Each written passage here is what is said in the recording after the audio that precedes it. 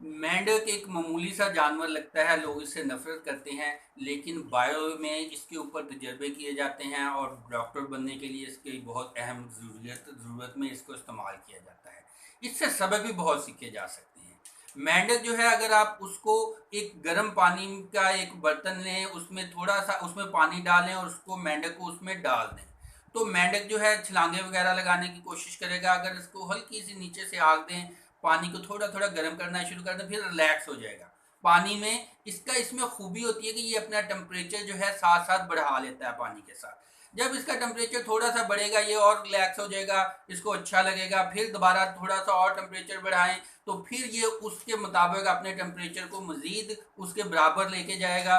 लेकिन जब बहुत ज़्यादा टेम्परेचर बढ़ा देंगे तो फिर इसकी डेथ हो जाएगी, ये मर जाएगा, ये बाहर छलांग भी नहीं लगा सकेगा।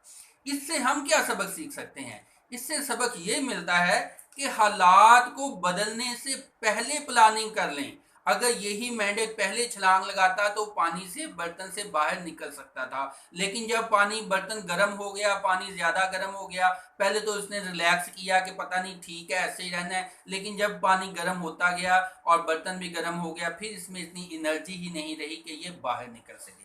लिहाजा आप भी जिंदगी में जब आगे आपके ऊपर अच्छा टाइम आ रहा, आपके ऊपर है, आप गुजर रहे, अच्छे टाइम से गुजर रहे हैं, तो खुद में एनर्जी पैदा करें कि कोई बुरा वक्त आए तो आप उसका मुकाबला कर सकें।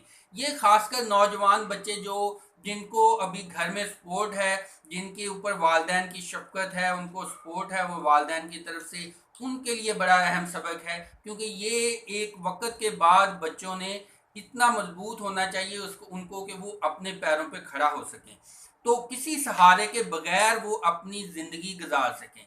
तो लिहाजा पहले पहले खुद को मजबूत करें, पहले पहले अपना रोज़गार का, अपना ज़िंदगी के मामलात का सारा निज़ाम जो है वो अपने कंट्रोल में करने की कोशिश करें, उनको चलाने की कोशिश करें, ताकि जब आप अपने कदमों पे बगैर किसी सहारे के खड़े होने के काबिल हो जाएं, तो फिर आप दूसरों के लिए भी सपोर्ट कर सकें और ख़ुद भी फ़ख्र के साथ, सुकून के साथ, आज़ादी के साथ अपनी ज़िंदगी गुजार सकें। दुआओं में याद रखिएगा। Never forget to like, share and subscribe. Al Fatah School and College, Hung Road, Saifabad, Faisalabad से बाजवा।